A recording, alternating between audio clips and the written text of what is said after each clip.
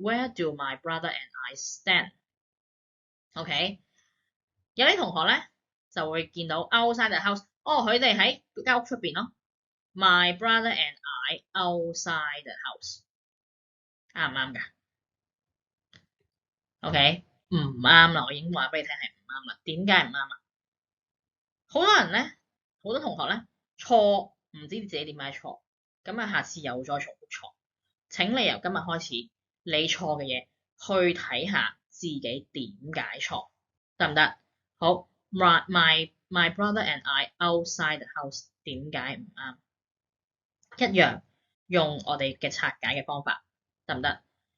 呢一度有冇動詞？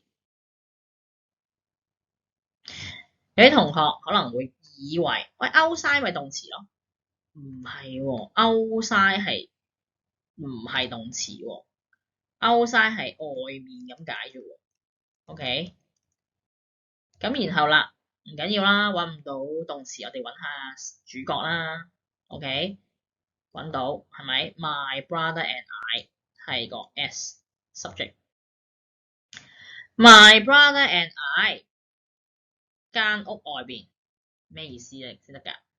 你嘅哥哥同埋你個動作喺邊咧？你做咗咩動作先得㗎？OK，所以正確嘅寫法下邊睇啦。